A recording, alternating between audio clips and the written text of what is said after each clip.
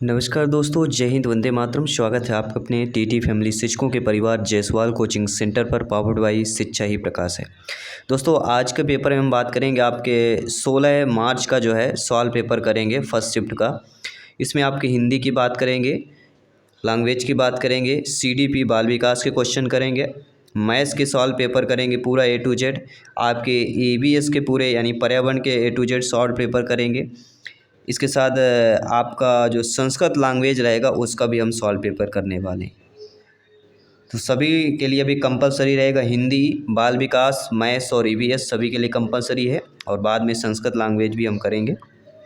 तो सभी लोग तैयार रहिए। देखिए सभी लोग कि 15 मार्च के फर्स्ट शीट में क्या क्या प्रश्न पूछे गए, तो उसका एग्जैक्ट राइट आंसर क्या होगा। तो सभी लोग ध्यानपूर्वक, ये आपको 1 से डेढ़ घंटे के लिए इम्पोर्टेंट है। तो भाषा पुस्तकालय में किस प्रकार की पुस्तकें होनी चाहिए, हिंदी पेडागॉजी से प्रश्न पूछा गया था। तो भाषा पुस्तकालय में किस प्रकार की पुस्तकें होनी चाहिए, तो साहित्यिक प्रकार से जो है पुस्तकें होनी चाहिए। इसके बाद जो है अगला प्रश्न पूछा गया है कि मौन वाचन का सर्वश्रेष्ठ विधि नहीं है। देखिए, मौन वाचन के लिए गद्य होती है, कहानी होता है, उपन्यास होता है। ये तीनों मौन वाचन के लिए सर्वश्रेष्ठ विधियाँ होती है। लेकिन कविता यह होता है, मौन वाचन नहीं होता, क्योंकि कविता कहीं से रसानुभूत होती है, रस के अनुभूत, उसको गाकर या बोलकर या तुकांत मिला के जो है बोला जाता है। तो मौन वाचन के लिए कविता नहीं हो सकती, क्योंकि मौन वाचन में आप कविता पढ़ ही नहीं सकते, क्योंकि कविता रसानुभूत होती है। अगला प्रश्न, बोलना कौशल में महत्वपूर्ण होता है। देखिए, बोलना किस कौशल में महत्वपूर्ण होता है, तो जो बोलना होता है वह अलंकारिक भाषा के प्रयोग में महत्वपूर्ण होता है। ये आपके एमपीटेट 2022 के एग्जाम में आए हुए हैं सारे प्रश्न। और क्या क्या प्रश्न पूछे गए पूरा ए टू जेड सॉल्व आपको बताएंगे। ध्यानपूर्वक यहाँ पे आपको सभी लोगों को ध्यानपूर्वक समझना है। अगला प्रश्न पूछा गया कि सीखने, खाली स्थान, आकलन, आकलन और अन्वेषण के बीच जो है किसके दृढ़ीकरण द्वारा सीखने को प्रभावित करता है। तो सीखने को प्रभावित करना यहाँ पे प्रश्न पूछा गया। तो आप सभी लोग जानते हैं, सीखने के लिए आकलन और अन्वेषण के बीच संबंधों के संबंधों के दृढ़ीकरण द्वारा सीखने को जो है प्रभावित होता है। तो कौन सा ऑप्शन सही हो जाएगा, के लिए और संबंध वाला ऑप्शन जो दिया गया है वह आप लोगों का यहाँ पे सही हो जाएगा। सभी लोग ध्यानपूर्वक समझिएगा प्रत्येक प्रश्न को। और अगला प्रश्न देख लेते हैं। क्या प्रश्न हिंदी पेडागॉजी से पूछा गया था कि सामान्य से विशिष्ट का सिद्धांत इनमें से किस में प्रयोग होता है। देखिए, आपके एग्जाम में बहुत अच्छा प्रश्न पूछा गया, कई बार रिपीट भी होता है। सभी कमेंट कीजिएगा मेरे प्यारे प्यारे भाइयों के, प्यारी प्यारी बहनें, गृहिणी जिनका सपना है अध्यापक अध्यापिका बनना, शिक्षक बनना। बाकी सभी सॉल्व पेपर 15 मार्च तक के पूरे सॉल्व पेपर हम कर चुके हैं ए टू जेड। तो सभी लोग जाके प्लेलिस्ट बना दिया गया है प्रीवियस पेपर सॉल्व का, तो जाइए देखिए, क्योंकि एग्जाम के पहले प्रीवियस सॉल्व पेपर बहुत ज़्यादा इंपॉर्टेंट है। तो समान से विशिष्ट का सिद्धांत किस में प्रयोग होता है, तो वो जानते हैं निगमन में जो नियम से उदाहरण की ओर चलती है, इसमें सामान्य से विशिष्ट का सिद्धांत जो है प्रयोग होता है। इसके बाद अगला प्रश्न, प्यारा सा प्रश्न पूछा गया है कि अक्षर कार्डों द्वारा शब्द बनाना, शब्द के हिज्जे, अक्षर पूर्ति करना आदि निम्न में से क्या कहते हैं। तो आप सभी लोग जानते समझते हैं, सभी लोग ज्ञानी सर्वव्याख्याता लोग हैं, कि जिनमें अक्षर कार्ड द्वारा जो शब्द बनाए जाते हैं, शब्द के जो हिज्जे होते हैं और अक्षर पूर्ति करना, इन सबको क्या बोला जाता है, इन सबको फ्लैश कार्ड विधि बोला जाता है। क्या बोला जाता है, फ्लैश कार्ड विधि में ये सारी चीज़ें प्रक्रिया जो है होती है। अगला, निम्न में से पाठ्य पुस्तक का अध्ययनात्मक पक्ष कौन सा होता है। तो आप सभी लोग जानते हैं पाठ्य पुस्तक का अध्ययनात्मक जो पक्ष होता है वह क्या होता है, प्राककथन होता है। ये एमपीटेट वर्ग 3 में पूछे गए प्रश्न हैं, और ए टू जेड जो ईएसवी ने, व्यापम ने सही आंसर माना वही हम आपसे शेयर कर रहे हैं। किसी आंसर पे दिक्कत आएगी तो हम आपसे शेयर कर देंगे, और आपको लग रहा है कि इसका नहीं ऐसा होना चाहिए, तो आप लोग भी कमेंट के माध्यम से हमें शेयर कर सकते हैं, क्योंकि आपका अपना टीटी फैमिली शिक्षकों का परिवार है। तो इनमें से कौन से एक अशुद्ध उच्चारण बताना है। अक्षर ज्ञान, प्रयत्न लगाओ, या तो अक्षर ज्ञान या तो प्रयत्न लगाओ, या वाग केंद्रियों के विकार। तो वाग केंद्रियों नहीं होता, वाग केंद्रियों में विकार। तो यहाँ पे अशुद्ध उच्चारण आपका डी ऑप्शन हो जाएगा, बाकी सारे सही दिए गए। तो सिंपल सा प्रश्न था, इतना कठिन नहीं था कि जितना परेशान कर सके आप लोगों को यह प्रश्न। अगला प्रश्न पूछा गया कि निम्न से भाषा शिक्षण का समान उद्देश्य क्या है। समान उद्देश्य का मतलब क्या होता है, पढ़कर अर्थ ग्रहण कर सके, बोलकर अपनी बात को कह सकें, दूसरों की बात सुन सकें, यही होता है भाषा शिक्षण का समान उद्देश्य। तो डी ऑप्शन यहाँ पे सही हो जाएगा। इसके बाद अगला प्रश्न का राइट आंसर जान लेते हैं कि एल.एस. वाइगोस्की के अनुसार कौन सा होगा। तो वाइगोस्की ने क्या कहा है कि भाषा एक अर्जित योग्यता है, चिंतन भाषा को निर्धारित नहीं करता। भाषा एवं चिंतन एक दूसरे को स्वतंत्र रूप से विकसित होते हैं। जी हाँ, वाइगोस्की क्या कहना है, भाषा एवं चिंतन क्या होते हैं, वे एक दूसरे के स्वतंत्र रूप से विकसित होते हैं। सी ऑप्शन इधर यहाँ पे राइट आंसर हो जाएगा। अगला प्रश्न देख लेते हैं, यहाँ पे क्या दिया गया है, सभी लोग ध्यानपूर्वक समझिएगा और फीडबैक कीजिएगा कि हिंदी में एक ध्वनि के लिए क्या होता है। एक संकेत होता है, दो संकेत, तीन संकेत या कोई संकेत नहीं होता है। ये आपके एग्जाम में पूछा गया प्रश्न है। तो हिंदी में एक जो ध्वनि होता है, तो हिंदी में एक ध्वनि के लिए एक ही संकेत होता है। एक ध्वनि के लिए कितने संकेत होते हैं, एक ही संकेत होता है। अगला प्रश्न देखते हैं, व्याकरण इनमें से किसकी मुख्य पाठ्य पुस्तक है। भाषा की, सुनने की, त्रुटि की या अशुद्धता की बात कर रहे हैं। तो व्याकरण इनमें से किसकी मुख्य पाठ्य वस्तु कहला जाती है, तो वह भाषा की पाठ्य वस्तु कहला जाती है। व्याकरण किसकी होगी, भाषा की पाठ्य वस्तु कहला जाती है। व्यंजन के वर्ग कितने होते हैं, 5, 3, 4, 2। ये प्रश्न पूछा गया जो कि बहुत इजीली प्रश्न है। तो व्यंजन के कितने वर्ग होते हैं, 5 वर्ग होते हैं। कौन कौन से होते हैं सभी लोग बताइए कमेंट करके। जिनको अगर पता है व्यंजन के वर्गों के प्रकार, नाम अगर पता है तो नाम भी आप लोग शेयर कर सकते हैं। अगला प्रश्न आइए देख लेते हैं, समझ लेते हैं कि निम्नलिखित में से कौन सा कथन सत्य नहीं दिया गया है। अब कथन बताना है कि कौन सा सत्य नहीं दिया गया है। भाषा और लिपि के बीच कोई संबंध नहीं होता। वाणी अस्थायी होती है, लिखित भाषा की तुलना में काफ़ी तेज़ी से बदलती रहती है। विश्व की सभी भाषाएं थोड़े फेरबदल से एक ही लिपि में नहीं लिखी जा सकती। या वाणी स्थायी होती है। सभी लोग बताइए। यहाँ पे आपके जो व्यापम ईएसवी ने हैं, उसने विश्व की सभी भाषाएं थोड़े में फेरबदल में एक ही लिपि में नहीं लिखी जा सकती, इसको सही माना है। अब आपके अकॉर्डिंग क्या सही है, ये भी आप लोग हमें बता सकते हैं, शेयर कर सकते हैं। अगला पैसेज दिया गया है कि भारत के गांव में भारत की प्राचीन सभ्यता और संस्कृति के प्रतीक है। गांव भारतवर्ष की आत्मा है और संपूर्ण जगत में स्वस्थ रहने की संपूर्ण नवचेतना नवशक्ति का संचार होता है। ये पैसेज दिया गया था और इस पैसेज से देखिए क्या क्या प्रश्न पूछे गए थे। प्रश्न पूछा गया उपयुक्त गणना में उचित शीर्षक सब में से पूछा गया है। तो यहाँ पे हो जाएगा गाँवों का देश भारत। यहाँ पे हमारी पहली लाइन क्या दी गई थी, भारत के गांव भारत के प्राचीन सभ्यता और संस्कृति के प्रतीक है। इसका जो हमारा टाइटल या शीर्षक निकल के आ रहा है वह गांव का देश भारत। तो भारत हमारा किसका देश है, गांव का देश है। इसके बाद अगला जो प्रश्न इस पैसे से पूछा गया था कि उपयुक्त गद्यांश के अनुसार भारत जो है कि गद्यांश के अनुसार भारत की कितने प्रतिशत जनसंख्या गाँव में रहती है, कितने प्रतिशत जनसंख्या जो है गांव में रहती है। अब ये आपका जो है दिया गया है, यहाँ पे देखिएगा आज भी भारत के 60% जनसंख्या गांव में बसती है। तो आपके पैसेज में ही दिया गया था उत्तर, ठीक है। तो कहीं इतना भी दिक्कत नहीं आना चाहिए आप लोगों को। 60% दिया गया तो 60% वाले ऑप्शन पे कर लेना है। इसके बाद अगला प्रश्न जो कि बहुत ही प्यारा सा प्रश्न पूछा गया था कि उपरोक्त गद्यांश में महाकवि सुमित्रानंद पंत की किस कविता का यह उदाहरण दिया गया है। तो यह भारत माता ग्रामवासिनी से लिया गया है। किससे, भारत माता ग्रामवासिनी से यह लिया गया है। इसके बाद अगला प्रश्न पूछा गया उपरोक्त गद्यांश के अनुसार असत्य कथन बताना है, यानी सत्य को ठुकराना है, असत्य को बताना है यहाँ पे। तो आज भी भारत की 60% जनसंख्या गाँव में रहती है, तो सत्य हो जाएगा। भारत का किसान प्रकृति के भरोसे नहीं था, उसका जीवन बहुत ही सुखदायी थे, गलत है। भारत के किसान प्रकृति के भरोसे था, उसका जीवन बहुत ही सुखदायी नहीं था, दुखदायी भरा था। गांव की उन्नति से ही भारत की उन्नति होती है, सत्य है। भारत के गांव भारत की प्राचीन सभ्यता और संस्कृति की प्रतीक ये भी दिया गया, लेकिन सेकंड ऑप्शन यह नहीं दिया गया, तो यही हमारा सत्य हो जाएगा। और यही बताना था कि यह सत्य कौन सा है, ठीक है। तो ध्यानपूर्वक सभी कमेंट कीजिएगा मेरे सभी प्यारे प्यारे मित्र, सभी शिक्षक बंधु, सभी मित्रों को जय हिंद, वंदे मातरम। साथियों, आप कहे कि कमेंट फीडबैक सभी सर्वोपरि है, सर्वमान्य है। और अगला प्रश्न प्यारा सा प्रश्न आ चुका है, निम्नलिखित में किस शब्द का प्रयोग उपयुक्त गद्यांश में नहीं आया है। तो इसमें एक अज्ञानता आया है, वास्तविक आया है, नवशक्ति आया, लेकिन शिक्षित शब्द इसमें नहीं आया है। ये सब आपको पढ़ना पड़ेगा, शब्दों को देखना पड़ेगा पूरा गद्यांश, तभी इन चीज़ों को आपको क्लियर आंसर दे पाएंगे। निम्नलिखित में से वसंत का विलोम पूछा गया। तो वसंत मतलब नए पत्ते आना, और पत्ते झड़ना, तो पत्ते गिरना हो जाता है। वसंत ऋतु में देखते हैं हर पेड़ पौधे हरियाली होती है, क्योंकि वसंत ऋतु में बारिश यानी नए पत्ते आते हैं। अगला प्रश्न है विधानवाचक वाक्य का चयन करना। विधानवाचक वाक्य की पहचान क्या होती है, जैसे मध्य प्रदेश राज्य की राजधानी भोपाल, ये हमारा विधानवाचक वाक्य हो जाए। तो वाक्यों से संबंधित भी आपके एग्जाम में प्रश्न पूछे गए थे। मुहावरा आंखें नीली पीली करना, अब आंखें नीली पीली करना, इसका उदाहरण क्या होता है? नाराज होना। कहते हैं ये तो बिल्कुल इसकी आंखें नीली पीली हो चुकी हैं इससे, यानी नाराज हो चुका है। अब काव्यांश दिया गया था।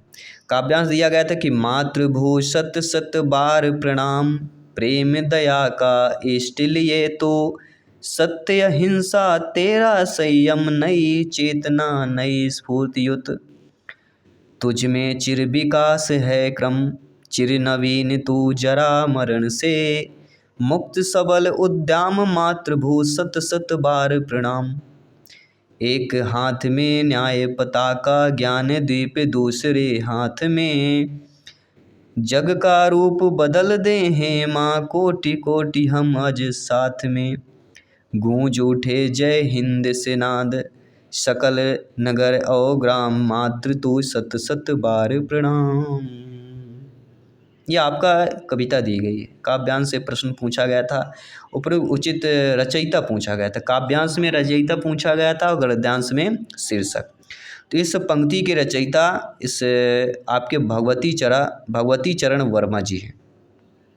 ठीक है, भगवती चरण वर्मा जी की कविता है और रचना है। वैसे कविता सारांश में उनका नाम जरूर होना चाहिए। ऐसी कविताओं में ऐसा इस्तेमाल शब्द होना चाहिए कि उनका नाम भी आ जाए, तो ये ईजिली होगा पहचानने के लिए। कविता में नाम होना बहुत ज़रूरी है, लेखक का नाम होना। चाहे कविता में कुछ शब्दों द्वारा ऐसा किया जाए, ऐसे शब्दों को उपयोग किया जाए जिससे लेखक का नाम भी उसमें आ जाए, तो जिससे आसानी होगी पहचानने में। अगला, निम्न में से नाद का अर्थ क्या होता है? तो नाद का अर्थ होता है आवाज़। क्या हो जाएगा साथियों? नाद का अर्थ होता है आवाज़, इज द राइट आंसर। अगला प्रश्न पूछा गया, निम्नलिखित में से किस पद का प्रयोग उपयुक्त पंक्तियों में नहीं किया गया? तो जय हिंद का प्रयोग हुआ है, न्याय पताका का हुआ, स्फूर्ति युद्ध का हुआ, लेकिन वीर वरदान इसमें नहीं आया है। ठीक, हमने पढ़ा पूरी कविता, और जब पढ़ लेते हैं तो कविता में रसानुभूत होती है, एक मन पड़ता है, एक रस के अनुसार पढ़ें तो बहुत अच्छा लगता है। उपयुक्त रिक्त स्थान की पूर्ति करना कि एक हाथ में न्याय पताका, दूसरे हाथ में ज्ञान दीप, हमने पढ़ा है, वो अपने आप निकल आएगा। प्रेम भाव, यही तो है कविता का असली जो रसानुभूत होती है। उसके शब्दों का एक अलग ही अनुभव होता है, अलग ही अपेक्षाएं हमें होती हैं। अगला प्रश्न है, जो बहुत समय तक ठहर सके, इसके लिए एक शब्द का चयन करना। मतलब जो बहुत समय के लिए ठहर सके, उसी को चिरस्थायी बोलते हैं। आशीर्वाद देते ना, चिरायु स्थायी भव, चिरंजीवी भव, मतलब बहुत अधिक समय तक जियो। उसी प्रकार से जो बहुत समय तक ठहर सके, ठहरना मतलब स्थायी होना, तो चिर स्थायी। बहुत समय मतलब चिर, चिर शब्द का उपयोग किया जाता है बहुत समय के लिए। अगला शब्द है, निम्नलिखित में से समूहवाचक संज्ञा का चयन करना है। तो सेना समूह हो जाएगा, बाकी दूरी, लोहा, शत्रुता, इसमें कोई समूह नहीं है। लेकिन सेना एक ऐसा है जहाँ पे समूह की बात होती है। सेना एक को नहीं बोलेंगे, अनेक जो होते हैं समूह में कई लोग होंगे। अगला प्रश्न है, उपरोक्त पद्यांश के अनुसार नई चेतना नई स्फूर्ति युति, तुझ में चिर विकास है। इसका अर्थ क्रम में क्या दिया गया कि तुझ में चिर विकास है। नई चेतना नई स्फूर्ति युति, तुझ में चिर विकास का क्रम है, तो विकास के क्रम की बात कर रहे हैं। अगला, निम्न में से कौन सा छात्रों के पलायन का कारण होता है? अक्सर देखते होंगे बालक बालिकाएं जो विद्यार्थी होते हैं कक्षा से पलायन कर जाते हैं, विद्यालय से पलायन कर जाते हैं, तो इनमें एक कारण क्या होता है? बहुत अधिक गृह कार्य देना, अरुचिकर विद्यालय, अध्यापक पक्षपातपूर्ण व्यवहार, ऐसा कुछ नहीं होता। पलायन का जो मुख्य कारण होता है साथियों, वो होता है बहुत अधिक गृह कार्य, अरुच विद्यालयी कार्यक्रम और अध्यापक और पक्षपात। ये तीनों कारण होते हैं। अगर ये तीनों रीजन आ रहे हैं तभी बच्चा जो है बालक बालिका विद्यार्थी क्या करता है? पलायन कर देता है। तो इन चीज़ों को ध्यान देना। अब आई मैथ्स की बारी। मैथ्स के क्वेश्चन है, इसलिए सभी लोग ध्यानपूर्वक समझिएगा, रब पेन कापी ले लीजिए क्योंकि अब इसको सॉल्व करेंगे। प्रश्न है कि यदि एक पेंसिल 4 सेंटीमीटर लंबी है, एक पेंसिल कितनी है? 4 सेंटीमीटर लंबी है। 14 पेंसिल की लंबाई बताइए। तो एक पेंसिल की 4 सेंटीमीटर, तो 14 पेंसिल की 14 गुणे 4 कर लीजिए, 14 चौको 56 आ जाएगा। अब ये ध्यान देना, जो 56 आया ना, ये हमारा सेंटीमीटर में आया, लेकिन उत्तर हमें मिलीमीटर में बताना है। तो कुछ नहीं कर, 56 आया है तो बस 100 का गुणा कर लीजिए। 100 करेंगे 10 का करेंगे, सभी लोग बताइए। मिलीमीटर में व्यक्त करना है, क्योंकि 1 सेंटीमीटर बराबर होता है 1/10 mm। तो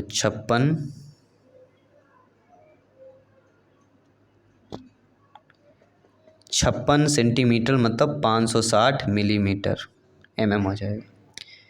10 का गुणा कर देना बस। यहाँ पे 560 mm थर्ड ऑप्शन में दिया गया है, सही हो जाएगा। इसके बाद अगला जो प्रश्न पूछा गया है कि आपकी स्क्रीन पर दिया गया, ध्यानपूर्वक देखिएगा और समझिएगा कि निम्नलिखित में से प्रश्नवाचक के स्थान पर क्या आएगा। 0.78 4 शोधन 0.6 गुणे 250 दिया गया है। अब इस प्रकार के जो प्रश्न होते हैं, इन प्रकार के प्रश्नों को आप लोग कैसे सॉल्व करते हैं? बहुत अच्छा है सॉल्व करने का। आपको कुछ नहीं करना है, 78 बटे दशमलव को तोड़ लीजिए, बटे 100 कर लीजिए, गुणे 400 कर लीजिए, प्लस 0.6 है तो 6 बटे आप 10 कर लीजिए, गुणे 250। ये शून्य से ये शून्य, 2 शून्य से ये शून्य। 78 गुणे 4 धन 6 गुणे 25 करिए। 78 गुणे 4 यानी 312 और 6 धन 25 मतलब 150। इसको जोड़ लीजिए, कितना आ रहा है? 2 आ गया, 5 1 6 आ गया, 3 1 4 आ गया, 462। देखिए बी ऑप्शन वाला सही हो जाएगा।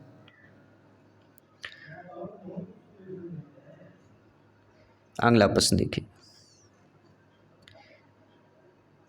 220 का 45%, 520 का 65%, माइनस 920 का 15%।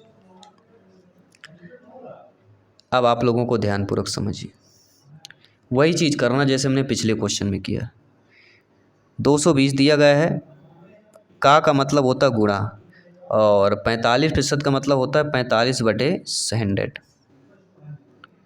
प्लस 520 गुणे 65/100, माइनस 920 गुणे 15/100। इतना कर लीजिए, इसको सॉल्व करिए। सॉल्व करने के बाद 1 0 से 1 0, 1 0 से 1 0, ये सब काट लीजिए आप। 1 0 से 1 0 1 भी कट जाएगा, बचा कितना? अब बचा 10, तो यहाँ से 5 से काटिए, 9 पर 45 और 11 11 नहीं है 99, फर्स्ट का 99 आ गया। फिर 52 और 10 बचा, इसको 5 से काट लीजिए, 2 आया, इस 5 कम 5 में 13 बचा। 52 को 2 से काट लीजिए, या आपका 52 से 2 काटे 26, तो 26 गुणे 13 आया। पहले में कितना है? 99, 11 गुणे 9, दूसरे में आ गया 26 और 13। तीसरे में चलते हैं, 92 है और 2 से काटिए ऊपर, 3 से काटिए 15 को, 2 से काटिए, 10 है ना, तो 3 आ जाएगा और नीचे 2 आ जाएगा, क्योंकि 5 दूनी 10 होगा, 5 3 15, 5 से काटिए 15 को और 10 को। अब 2 बचा, 2 को 92 से काट दीजिए, ये आपकी वैल्यू कितनी आ जाएगी? 92 से काटेंगे तो सभी लोग बताइए, 46। 46 गुणे 3 आ जाएगा। हमने हमारी वैल्यू क्या निकल गई? पहले मैंने कहा था 11 गुणे 9 आया था, इसके बाद मैंने क्या बताया था? 26 गुणे 13 बताया था, इसके बाद मैंने क्या बताया? 46 गुणे 3, और ये माइनस में 920 वाला यहाँ पे माइनस आएगा, ठीक है। 99, 338 और 138, राइट ऑप्शन क्या हो जाएगा यहाँ पे? 299। 299 देखिए, डी ऑप्शन जो दिया गया 299 यहाँ पे आप लोगों का आंसर हो जाएगा। इसके बाद अगला प्रश्न पूछा गया, किसी संख्या का 5वां भाग 62 है तो उस संख्या का 73% क्या होगा? मान लीजिए कोई संख्या x है और उसका 5वां भाग क्या कह रहा है? 62 है, यानी x बराबर क्या आ जाएगा? 310। अब क्या कह रहा है? 73% होगा, तो 310 बराबर क्या हो जाएगा हमारी वैल्यू? यहाँ पे देखिए, 310 गुणे 73% कह रहा है ना, तो 73/100 हो जाएगा। 1 0 से 1 0 ये कटा, ठीक है। 31 गुणे 73/10 आया, मतलब 31 गुणे 73 मतलब 2263, 2263/10 मतलब 226.3। 226.3 देखिए किस में दिया गया है? थर्ड ऑप्शन में दिया गया है, तो ये हमारा सही हो जाएगा। तो मैथ ज़्यादा टफ नहीं आई थी, ना ही इतना सरल भी आई थी। एक संख्या 17 से उतना ही बड़ा है जितना वह 57 से कम है। बहुत अच्छा प्रश्न है। कोई संख्या 17 से उतना बड़ा है जितना वह 57 से कम है। 57 माइनस एक्स कर लीजिए, एक्स को एक्स की तरफ लाइए तो 2x बराबर 57 माइनस 17 हो जाएगा। तो 2x बराबर क्या निकल के आएगा 40, तो x बराबर आएगा 20। तो मैंने क्या माना 17 धन x माना था, 17 धन 20 करिए आएगा 37। 37 भी ऑप्शन में दिया गया है, 37 आप लोगों का सही हो जाएगा।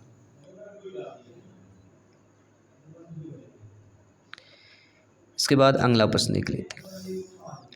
अगला प्रश्न है 10 आमों और 9 सेबों की कीमत 104 रुपये है।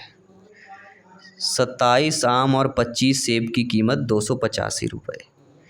3 आमों और 2 सेबों की कुल कीमत बताना है। अब देखिए ध्यानपूर्वक, थोड़ा सा अच्छा है, लंबा है, ध्यान दीजिएगा। 10 आम, आम को मान लीजिए x और सेब को मान लीजिए y, ठीक है। तो यहाँ पे क्या 10 आम 9 सेब, यानी कि 10x धन 9y बराबर 104, ये पहला समीकरण हो गया। दूसरा समीकरण है 27 आम और 25 सेब, तो 27x धन 25y बराबर कितना दिया गया 285, ये हमारे दो समीकरण बन गए। अब हमारे दो समीकरण बन चुके हैं। अब समीकरण एक में क्या करना है आपको, 2 का गुणा कर लेना है। क्या करना है, 2 का गुणा करिए समीकरण एक।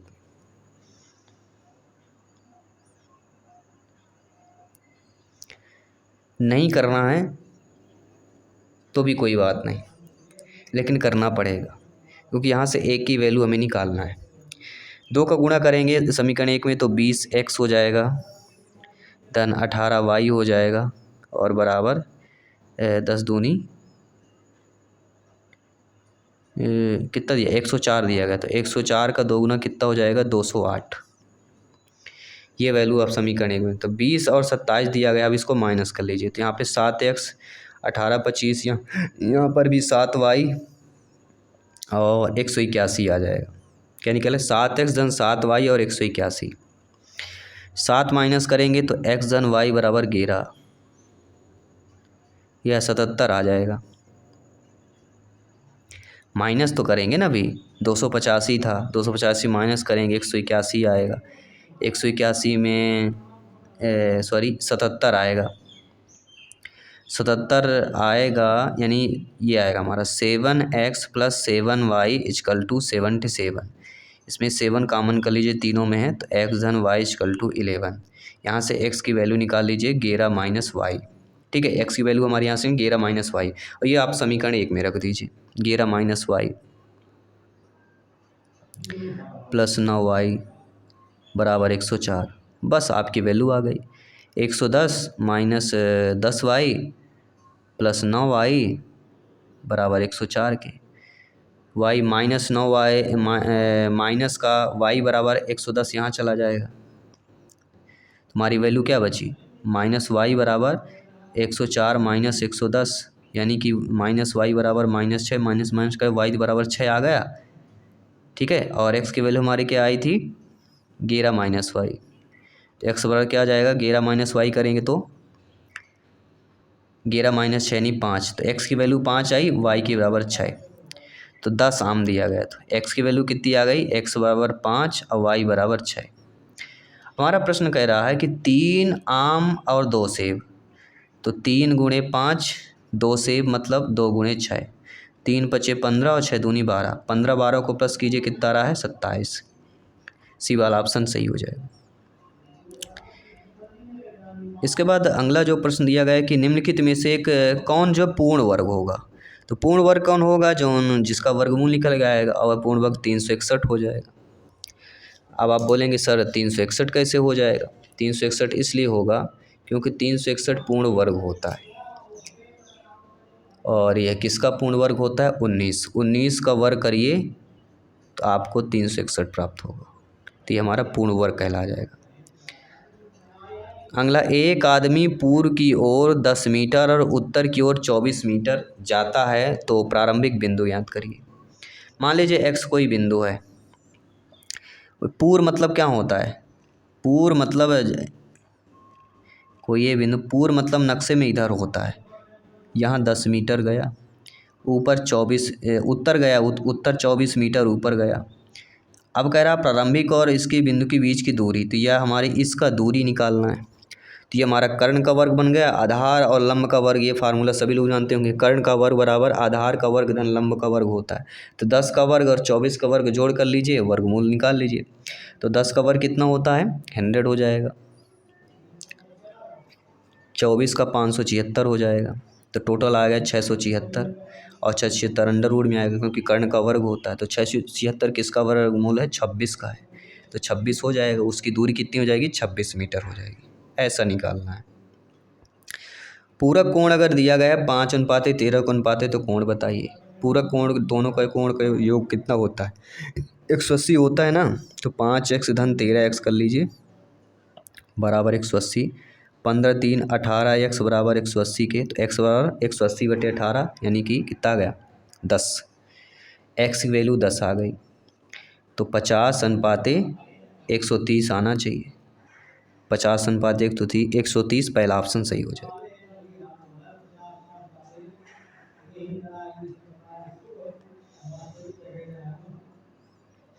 अब देखिए x + 5/2 धन x - 5/3 है बराबर 25/6 दिया गया है। इस प्रश्न को कैसे सॉल्व करें।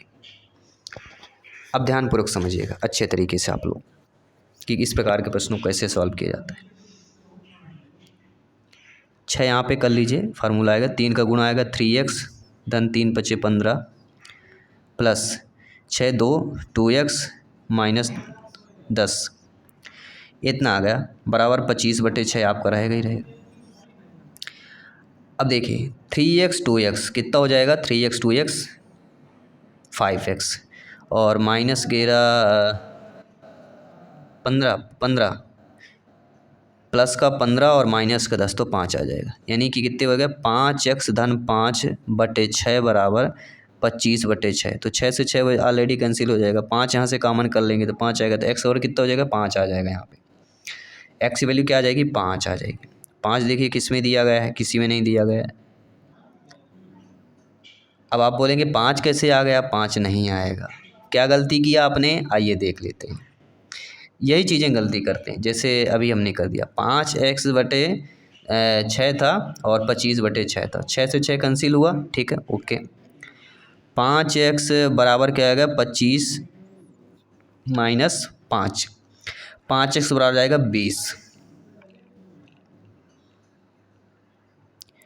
तो x बराबर 20/5, 5 चौको 20, 4 आ गए ना। देखिए सी वाला ऑप्शन सही हो जाए। अगला प्रश्न है कि एक संख्या को 9 से बढ़ाकर 2 से गुणा करने पर 36 प्राप्त होता है, संख्या होती है। बहुत ही आसान सा प्रश्न। कोई भी संख्या में 9 बढ़ाकर उसमें 2 का गुणा करने पर 36 प्राप्त होता है। मतलब 2x धन 18 बराबर 36। तो 2x बराबर 18 माइनस आएगा, तो 36 में 18 गया, 18 बचेगा। तो 2x बराबर आ जाएगा 18। तो x बराबर आ जाएगा 18/2 यानी कि 9। तो 9 देखिए किस में दिया गया है, सी ऑप्शन में दिया गया है। तो सी ऑप्शन वाला सही हो जाएगा। अब अगला प्रश्न देखिएगा, ध्यानपूर्वक देखिएगा और समझिएगा। प्रश्न दिया गया है, एक रेलगाड़ी हैदराबाद से शुक्रवार को 13:15 पर चली, शनिवार को 7:30 पर पहुंची। अब बताइए शुक्रवार को कितने 13:15 पे चली और शनिवार को सैटरडे को 7:30 पर पहुंची। अब आपको करना क्या है, 13:15 पर चली है तो टोटल कितने 24 घंटे होते हैं ना। तो 23 घंटे 60 मिनट पूरे दिन में होते हैं, जिसमें से 13:15 आप कर लीजिए माइनस, कितना आएगा 10:45। तो 10 घंटे 45 मिनट शुक्रवार का दिन चली, 10 घंटे 45 मिनट। इसके बाद 7:30 बजे सुबह पहुंचती, तो 07.30 ये भी ऐड करना पड़ेगा। तो 5 4 3 7 17:75 आ गया। 17 घंटे 75 मिनट और 60 मिनट के ऊपर है तो घंटे में कन्वर्ट कर लीजिए। तो 75 को 60 यहाँ करेंगे तो बचेगा कितना, 15 और बचेगा। तो 18 घंटे 15 मिनट, ठीक है। 18 घंटे 15 मिनट देखिए किसमें दिया गया, डी ऑप्शन दिया गया, तो सही हो जाएगा। ठीक है, और एक प्रश्न टाइम वाला आएगा ही आएगा, समझ लीजिए। 15 मीटर 50 सेंटीमीटर से 155 सेंटीमीटर का अनुपात बताइए। यानी मीटर अनुपात जो हमने अभी क्लास भी किया था मापन वाला, यही मीटर से सेंटीमीटर, किलोमीटर से मीटर में बदलना, ये सारी चीज़ें आती है, पूछी जाती हैं। देखिए 15-50 कर लीजिए, 15-50 155, तो हम पूरा जो मीटर उसको सेंटीमीटर में बदल लेते हैं। 1550 सेंटीमीटर बटे 155 सेंटीमीटर, कट करेंगे 10/1 आएगा, यानी 10:1। इसके बाद अगला प्रश्न कह रहा है कि 1.5 पैसे में 4.5 पैसे का अनुपात बताइए। सभी लोग जानते हैं कितना आ जाएगा, सभी लोग बताइए कितना आ जाएगा। 1:5 पैसे और 1.5 पैसे अनुपाते 4.5 रुपये, मतलब 450 पैसे, क्योंकि 4 रुपये में 100 पैसे होते हैं और 50 पैसे 450 हो जाएगा। 1.5 अनुपाते 450 में क्या आ जाएगा, 1:300 आ जाएगा। बी ऑप्शन सही हो जाएगा। चलिए आइए और कुछ क्वेश्चन हैं उनको भी कर लेते हैं, समझ लेते हैं और आप लोगों का फीडबैक जान लेते हैं। सबसे छोटी अभाज्य संख्या का सबसे छोटी भाज्य संख्या में अनुपात बताइए। तो सबसे छोटी अभाज्य संख्या जो स्वयं से कटे और 1 से कटे, इसके अलावा तीसरी संख्या से ना कटे, 2 हो जाएगा। इसके बाद सबसे छोटी अभाज्य संख्या जो स्वयं से भी कटे, 1 से भी कटे और किसी तीसरी अन्य संख्या से कटे, तो 2:4, 2 1 कम 2 दूनी 4, 1:2 आना चाहिए। बी ऑप्शन सही हो जाएगा। नहीं, सबसे छोटी अभाज्य संख्या 2 और सबसे छोटी भाज्य संख्या 4 होगी। अब बात करते हैं अगले प्रश्न। अगला प्रश्न जो दिया गया है बहुत अच्छा दिया गया है। इसको आपको करना क्या है, प्लस का अर्थ गुणा है और यदि प्लस का अर्थ गुणा और गुणा का अर्थ भाग और ऋण का अर्थ जोड़ है और भाग का अर्थ घटाना है तो क्या होगा। अब देखिए समझिए, अब 20 दिया गया है, माइनस दिया गया है, तो माइनस का अर्थ जोड़ करना, तो यहाँ पे जोड़ कर दीजिए 8 हो जाएगा। फिर गुणा कर है, गुणा का अर्थ भाग करना, तो यहाँ पे भाग कर दीजिए। फिर 3 दिया गया, फिर प्लस दिया गया, तो प्लस का अर्थ होता है घटाना 2, बस जो कह रहा हो कर देना। अब करिए बोर्ड मास का रूल तो सभी लोग जानते होंगे, ठीक है। कितना आ जाएगा सभी लोग बताइए।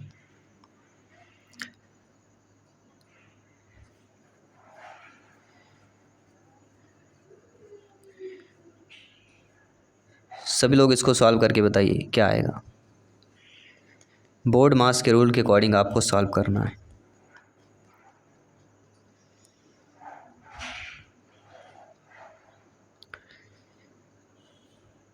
बोर्ड मास का रूल क्या कहता है, BODMAS, पहले ब्रैकेट के अंदर ऑफ यानी गुणा, फिर डिवाइडेशन भाग, फिर मल्टीप्लिकेशन एस्टेक्शन यानी जोड़ना, फिर घटाना हो।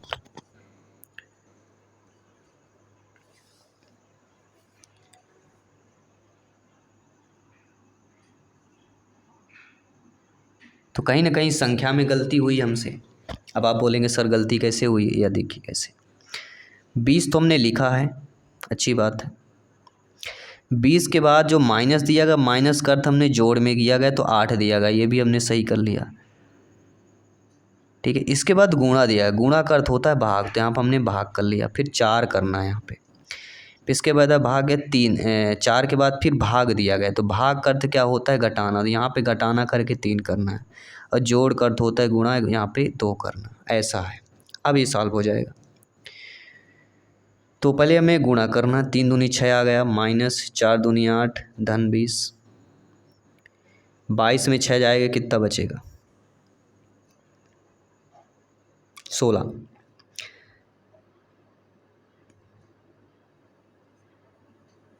22 में 6 जाएगा, 16 बचेगा, 16 आंसर हो जाएगा। इसी प्रकार अगला भी इसी प्रकार चिन्ह को परिवर्तित करना है। संख्या 6 और 4 को भी बदलना है इंटरचेंज में। कैसे करना है, चिन्ह प्लस और भाग को आपस में बदलना है, 6 और 4 को आपस। सभी लोग सॉल्व करके बताइए इसको क्या आएगा। इंटरचेंज कर देना है और आंसर आपका 3 आएगा। सभी लोग करिए क्योंकि इसका एक क्वेश्चन हम ऑलरेडी कर चुके हैं, तो आप लोगों को भी ध्यान देना है। अगला जो पेडागोजी से प्रश्न पूछा गया था खाली स्थान में लड़कियां शारीरिक रूप से लड़कों से आगे निकल जाती हैं, तो वह पार्श्ववर्ती बचपन में ऐसा होता है कि लड़कियां शारीरिक रूप से लड़कों से आगे से निकलती हैं पार्श्ववर्ती में। निम्नलिखित में से कौन शिक्षण कार्य के लिए निर्णायक होता है? तो उत्कृष्टता को प्रभावी बनाना, ये शिक्षण कार्य के लिए निर्णायक होता है। अगला मैथ्स पेडागोजी में पूछा गया कि मीरा का स्वभाव और सामाजिक संयोजन उसके दोस्तों में सबसे अच्छा है, तो आपके अनुसार इसका कारण क्या होगा? स्वभाव अच्छा है तो कहीं ना कहीं मीरा की भाषा बहुत आकर्षक है, डी ऑप्शन सही हो जाएगा। इसके बाद अगला है कि भावात्मक डोमेन का कौन सा उपसमूह सक्रिय भागीदारी पर केंद्रित होता है? तो भावात्मक डोमेन का वह उपसमूह जो सक्रिय भागीदारी पर केंद्रित होता है वह कहलाती है अनुक्रिया, रिस्पॉन्डिंग। अगला प्रश्न पूछा गया कि जो काफ़ी टफ था, स्पर्श की भावना में कितना ज्ञान प्राप्त होता है? स्पर्श की भावना में लगभग 6% ज्ञान प्राप्त होता है, स्पर्श की भावना में। अब आप समझ सकते हैं। अगला प्रश्न है वैकल्पिक समाधान निकालने वाले शिक्षक द्वारा निर्धारित नहीं की गई पुस्तक का हवाला देने वाले छात्रों को क्या होना चाहिए? प्रोत्साहित होना चाहिए। अगला जो प्रश्न है बहुत अच्छा दिया गया कि एक वस्तु का क्रय मूल्य विक्रय मूल्य 2:3 के अनुपात में, तो लाभ प्रतिशत बताइए। क्रय मूल्य मतलब सीपी लिखते हैं, विक्रय मूल्य एसपी लिखते हैं, बराबर क्या होगा? 2:3 के हम बातें हैं, धन 1 कर देंगे, तो पी यहाँ पे हमारा क्या है? 1 दिया गया है, ठीक है। वस्तु 1 है ना, इसलिए पी बराबर 1 हो जाएगा। अब इसके बाद हमारा लाभ प्रतिशत का फॉर्मूला क्या होता है? पी अपान सी पी गुणे 100। पी यानी 1, सी पी यानी 2 गुणे 100 कर लीजिए। 100/2 मतलब 50% आ गया, 50% सही हो जाएगा। इसके बाद अगला प्रश्न यहाँ पे कि बहुविकल्पी मदों का तना कैसा होना चाहिए? तो सार्थक होना चाहिए, मीनिंगफुल होना चाहिए। अगला प्रश्न है कि एडगर डेल के अनुसार अधिकतम और वास्तविक ज्ञान प्राप्त किया जा सकता है किसके द्वारा? वस्तुओं को वास्तविक रूप देखकर जो है वास्तविक ज्ञान प्राप्त किया जा सकता है। अगला प्रश्न है मूल्यांकन और परीक्षा समान है, क्या आप सहमत हैं? तो मूल्यांकन और परीक्षा समान, बिल्कुल सी बात है। मूल्यांकन करना, परीक्षा करना तो सही चीज़ है। अगला प्रश्न है 3 मेज 2 कुर्सियों का मूल्य 1300 है। मेज मान लीजिए x, कुर्सी मान लीजिए 3x × 2y = 1300। 2 मेज 2 कुर्सी यानी 2x धन 3y, कुर्सी बराबर 1200 के मूल्य। अब xy का मान निकाल लीजिए तो मेज और कुर्सी का वैल्यू आ जाएगी। 2 का गुणा ऊपर कीजिए, 3 का गुणा नीचे करिए। 2 का गुणा करेंगे तो ऊपर की जाएगा 6x, 2 दूनी 4y और 13 दूनी 2600 आ जाएगा। नीचे 3 करेंगे तो 3 दूनी 6x, 3 त्रिकाई 9y और 12 तेई 3600 आ जाएगा। ठीक है, आ गया? सभी लोग लिख लीजिए कितना कितना आ गया। सभी लोगों ने गुणा किया कि नहीं किया? पहले ये बताइए। आप लोग यही चीज़ तो करते नहीं और यही गलती करते हैं आप लोग, इसलिए बोलता हूँ रफ पेन लेके बैठिए। 6x धन 4y = 13 दूनी 2600।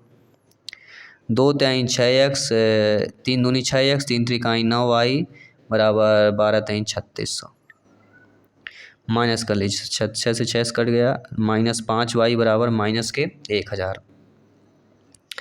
-5y बराबर -1000। माइनस से माइनस कटा, y बराबर कितना आ जाएगा? 1000/5 मतलब 200। y की वैल्यू कितनी आ गई? 200। और ये कहला एक कुर्सी का मूल्य बताइए। एक कुर्सी का मूल्य 200 आ गया क्योंकि y की वैल्यू हमारी निकल आई और y हमने कुर्सी माना था और x को मेज माना था।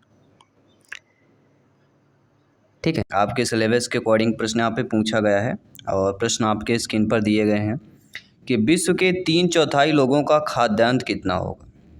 ये ईवीएस के अब क्वेश्चंस रहेंगे आपके। ईवीएस पर इन्वायरमेंट स्टडीज अर्थात पर्यावरण अध्ययन के क्वेश्चंस रहेंगे, एनसीईआरटी बेस्ड जो आपके पेपर में पूछे गए थे। ठीक है, तो विश्व के 3/4 में यहाँ पे खाद्यान्न का पूछा गया है कि लोगों को खाद्यान्न क्या क्या है, क्या क्या चीज़ें खाते हैं। चावल हो गया, गेहूँ चावल हो गया, मक्का जो जई बाजरा की बात करेंगे तो लगभग दोस्तों आपके विश्व के 3/4 लोग मतलब 3/4 लोग इतना गेहूँ चावल का जो है खाद्यान्न का उपयोग करते हैं। इसके बाद दूसरा जो प्रश्न पूछा गया था ईवीएस में कि स्थानीय पक्षी नहीं है, तो कबूतर स्थानीय पक्षी है, क्रो यानी कौवा भी आपका जो है स्थानीय पक्षी है, गौरैया होगा ये भी आपका स्थानीय पक्षी है, लेकिन पेंगुइन जो है ये स्थानीय पक्षी नहीं होता है। पेंगुइन ज़्यादातर कहाँ पाए जाते हैं? समुद्री इलाका के। ठीक है, तो पेंगुइन जो है यहाँ पे आपका स्थानीय पक्षी नहीं होंगे, बाकी सारे स्थानीय पक्षी हो जाएंगे। अगला प्रश्न पूछा गया था कि निम्नलिखित में से कौन सा पक्षी मानव के रहने वाले क्षेत्रों में उसके आसपास घोंसला बनाता है? जहाँ पे मानव रहेंगे वहीं पे आसपास घोंसला बनाता है, वह हो जाएगा कबूतर। फर्स्ट ऑप्शन इधर राइट आंसर यहाँ पे आप लोगों का सही हो जाएगा। इसके बाद अगला प्रश्न है कि वायु में नाइट्रोजन का प्रतिशत कितना होता है? तो सभी लोग जानते हैं वायु में 78% नाइट्रोजन का होता है, 21% ऑक्सीजन का होता है। तो नाइट्रोजन के बाद ऑक्सीजन ही मात्रा है। आइए बात करेंगे अगले प्रश्न की। पानी के शरीर के आसपास एक क्षेत्र जिसमें पानी का वह भाग है किसके अधीन होता है? तो पानी के शरीर के आसपास एक क्षेत्र जिसमें पानी का वह भाग के अधीन होता है। वर्ष जल संचय, आपके वाटर शेड की बात करेंगे, परिस्थितिक संतुलन की बात करेंगे, या हाइड्रोलॉजिकल चक्र की बात करेंगे। तो आप सभी लोग जानते हैं, ज्ञानी सर्वव्याख्याता लोग हैं, कि पानी के शरीर के आसपास एक क्षेत्र है जिसमें पानी का वह भाग अधीन होता है, वह कहलाता है वाटर शेड। तो पीबी ने इसको सही माना है। आइए बात करेंगे अगला प्रश्न। ईवीएस पर्यावरण से क्या पूछा गया था कि केरल में कौन सा रिजर्व टाइगर है जो बड़े परिमाण के बायोटाइप को संरक्षित करता है? तो रिजर्व टाइगर रिजर्व से भी प्रश्न आया था, वह रणथंभौर टाइगर। तो रणथंभौर आपकी केरल राज्य में है, जो कि सबसे बड़े परिमाण बायोटाइप को जो है ये संरक्षित करता है। इसके बाद अगला प्रश्न पूछा गया कि किस वर्ष में हैविया ब्रासिलियंसी भारत में पेश किया गया और केरल में लगाया गया था? तो कब लगाया गया था? 1902 में। ये जो टफ क्वेश्चन कह सकते हैं, काफ़ी हाई लेवल का प्रश्न पूछा गया था। अगला, अरस्तु के अनुसार दोस्ती के प्रकार कितने होते हैं? तो अरस्तु ने दोस्ती के 3 प्रकार बताए थे। कितने हैं? 3 प्रकार। अगला प्रश्न, इनमें से कौन सी आइटम विटामिन सी का स्रोत नहीं है? आलू, टमाटर, अमरूद, इन तीनों से विटामिन सी मिलता है, लेकिन अंडे से आपका विटामिन सी नहीं मिलता, अंडे से प्रोटीन मिलता है। निम्नलिखित में से कौन सा नासा का प्रायोगिक मंगल हेलीकॉप्टर है? ये अंतरिक्ष वाले प्रश्न हैं, वह कहलाएगा इंजेन्यूटी। इंजेन्यूटी ये जो नासा का प्रायोगिक मंगल हेलीकॉप्टर है। अगला प्रश्न देख लेते हैं क्या पूछा गया है। LEO का पूर्ण रूप क्या होता है? LEO लो अर्थ ऑर्बिट होता है। लो अर्थ ऑर्बिट, ये भी आपके इन्वायरमेंट का क्वेश्चन से जो पूछा गया था। इसके बाद अगला प्रश्न पूछा गया है कि राष्ट्रीय भौतिक प्रयोगशाला कहाँ पर है? तो सभी लोग जानते हैं राष्ट्रीय भौतिक प्रयोगशाला की अगर बात करते हैं तो यह नई दिल्ली में है। कहाँ पे दोस्तों? नई दिल्ली में, न्यू दिल्ली, राष्ट्रीय भौतिक प्रयोगशाला। अगला प्रश्न है, निम्नलिखित में से कौन सा खाद का लाभ होगा? यह मिट्टी की जल धारण क्षमता को बढ़ाता है, यह मिट्टी को भुरभुरी बनाता है, कौन सा सही होगा? देखिए, खाद के बगात की बात करते, जो खाद का लाभ क्या होता है? मिट्टी की जल धारण क्षमता को ही बढ़ा देता है और मिट्टी को भुरभुरा भी बनाता है, जो खाद होती है। तो केवल 1 और 2 सी वाला ऑप्शन जो दिया गया वह आप लोगों का सही हो जाएगा। अगला प्रश्न, सचिन तेंदुलकर ने किस टीम के खिलाफ अंतर्राष्ट्रीय एक दिवस में मैच में 200 रन बनाए? किसके खिलाफ? साउथ अफ्रीका के खिलाफ। ये स्पोर्ट्स से आपका क्वेश्चन पूछ लिया गया। अगला, इंडियन सुपर लीग की शुरुआत कब हुई? इंडियन सुपर लीग मतलब IPL की शुरुआत पूछा गया था। तो IPL की शुरुआत कब हुई थी सभी लोग बताइए? Indian Premier League 2013-14। अब जब इंडियन सुपर लीग की अगर बात करते हैं, सभी लोग जानते हैं इसकी शुरुआत 2014 में हुई थी। कब हुई थी? अक्टूबर 2014 में।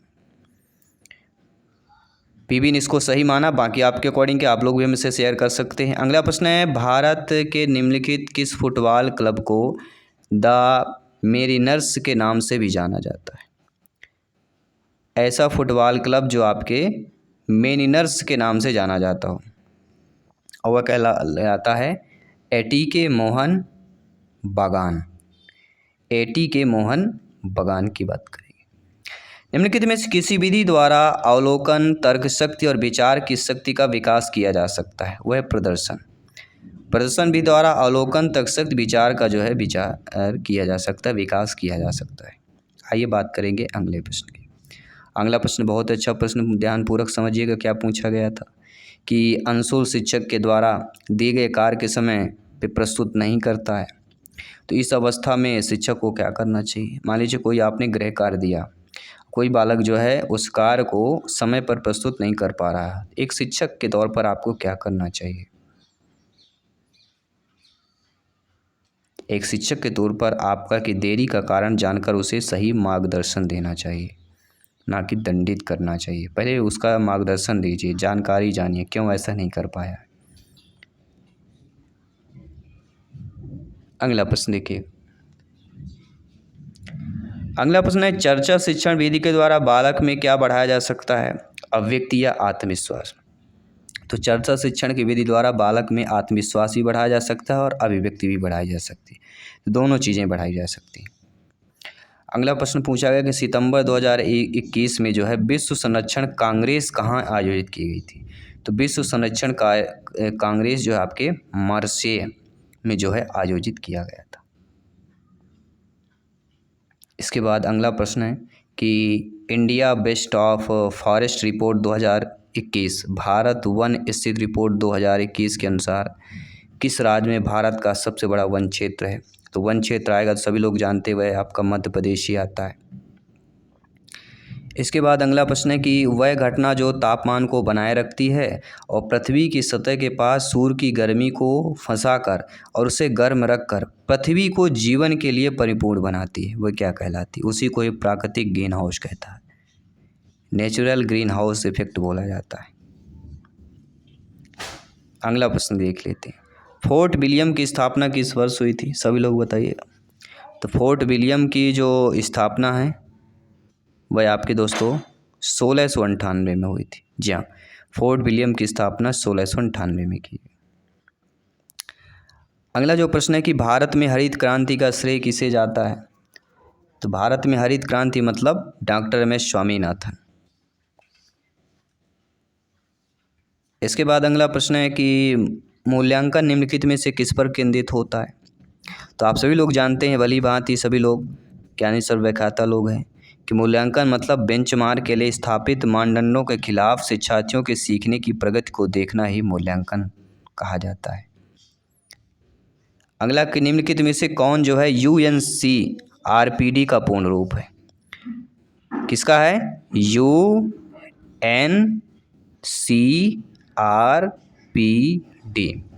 इसका पूर्ण रूप है United Nations conventions on rights of persons with disabilities.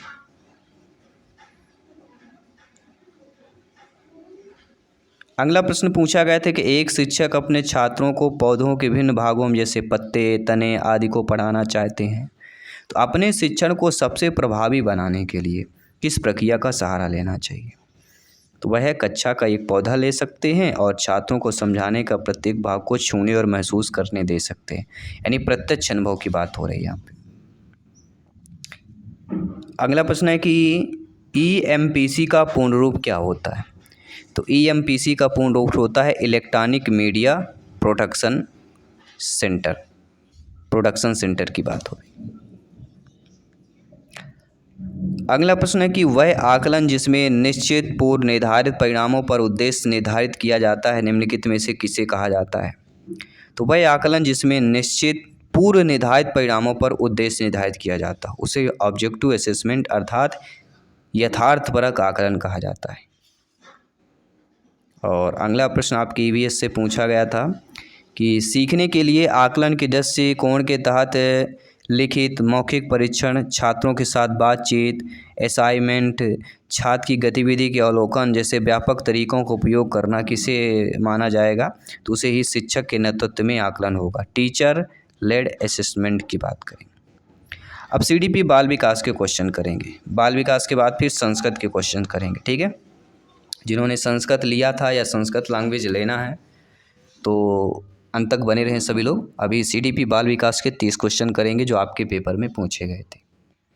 अगला प्रश्न है, किस परिवर्तन श्रृंखला की वह अवस्था विकास परिवर्तन श्रृंखला की वह अवस्था है जिसमें बच्चा भ्रूणावस्था से लेकर प्रौढ़ावस्था तक गुजरता है। ये कथन किसका है? कई बार पूछा गया, रिपीट भी होता है, फिर से रिपीट हो सकता है। ये हरलाख का कथन इन्होंने लाख कर दिया कि विकास परिवर्तन की श्रृंखला की वह अवस्था है जिसमें बच्चा भ्रूणावस्था से लेकर प्रौढ़ावस्था तक गुजरता है। तो हरलाख के अकॉर्डिंग है, हरलाख के अनुसार है। अगला प्रश्न है, भ्रूण की अवधि कितनी होती है? जी हाँ दोस्तों, भ्रूण की अवधि आपके 6 वीक होती है, यानी 6 सप्ताह होती है। 6 सतह 42 दिन कह सकते हैं। अगला, वातावरण एक बाह्य शक्ति है जो हमें प्रभावित करती है। यह परिभाषा किसके द्वारा गई? तो E.G. रास के द्वारा। इनको वातावरण बहुत रास आता है और पूछा भी गया है। और हमने कितने प्रैक्टिस सेट ये सारे क्वेश्चंस कर चुके हैं ऑलरेडी, हमने पढ़ाया था। जिन्होंने हमारी क्लास को अटेंड किया होगा इसमें अव्वल आए होंगे सभी लोग। प्रीवियस आज भी आप हमारे प्रैक्टिस सेट अटेंड करेंगे, CDP बाल विकास के लगभग आधे क्वेश्चन आपके मिल जाएंगे। समाजीकरण का प्रथम एवं सबसे महत्वपूर्ण घटक कौन होता है? और वह होता है फैमिली और परिवार, क्योंकि समाजीकरण के बाद बच्चा वहीं से सारी चीज़ें सीखना प्रारंभ करता है। निम्नलिखित में से कौन सा कथन सत्य दिया गया? मूल्यांकन माप मेजरमेंट एक अवयव है, गलत है। मूल्यांकन माप एक विस्तार है, हाँ विस्तार कह सकते हैं। मूल्यांकन जो माप होता है विस्तार होता है, मेजरमेंट क्या है? एक विस्तार है। अगला प्रश्न, गिलफोर्ड ने किस वर्ष सभी बौद्धिक क्षमताओं को बुद्धि की संरचना नामक एक व्यवस्थित ढांचे में जो है वर्गीकृत किया है? तो गिलफोर्ड ने 1961 में सभी बौद्धिक क्षमताओं की बुद्धि संरचना नामक एक व्यवस्थित ढंग में जो है वर्गीकृत किया है, 1962। अगला है जो कॉलम दिया गया है, इस कॉलम से पूछा गया था कि तैयारी, उद्भवन, स्पष्टीकरण, मूल्यांकन, परिशोधन दिया गया है और यहाँ पे आपको बताना था और नीचे आपके ऑप्शन दिए गए थे कि कौन कौन सा सही होगा, ठीक है। चलिए ध्यानपूर्वक सभी लोग देखेंगे और अटेंड करेंगे। तैयारी जो प्रिपरेशन होता है किस लिए होता है? आवश्यक तथ्यों और सामग्रियों को इकट्ठा करना, तैयारी तभी कहलाएगी। उद्भवन या इक्वेशन जो होता है वह कब होता है? समाधान को थोड़ा संशोधित करने की आवश्यकता होती है या अन्य अपेक्षाकृत छोटे मुद्दों पर ध्यान देने की आवश्यकता हो सकती है। मूल्यांकन एवेल्युएशन की अगर बात हो रही है, मूल्यांकन एवेल्युएशन में क्या होता है? इसमें तय करें कि क्या आप किस समाधान की तलाश कर रहे हैं वह सही है या कोई गलती की जाती है वह आपस में चरण में चली जाती है। और परिशोधन रिवीजन में आएगा, समाधान को थोड़ा संशोधित करने की आवश्यकता होती है। और आपके जो उद्भवन का आएगा वह उद्भवन मतलब समाधान अचानक मिल सकता है, आय, अंतर्दृष्टि, अनुभव, ये हो सकता है, ठीक है। इसके बाद जो अगला प्रश्न है कि यदि कोई छात्र आपकी कक्षा में ध्यान नहीं दे रहा तो आप क्या करेंगे?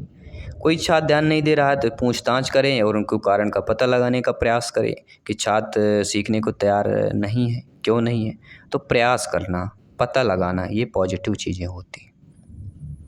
यहीं से हमें सीखने को मिलता है कि प्रयास करना चाहिए, लगातार प्रयासरत रहना चाहिए। अगला प्रश्न है, निम्नलिखित में से बौद्धिक परिपक्वता और पीछे की सूचना को ग्रहण करने की परिपक्वता में एक बच्चे की समस्या के रूप में पहचाना जा सकता है? क्या पहचाना जा सकता है? गणित करने में कठिनाई कैसे बच्चा करता है। अगला प्रश्न देखिएगा।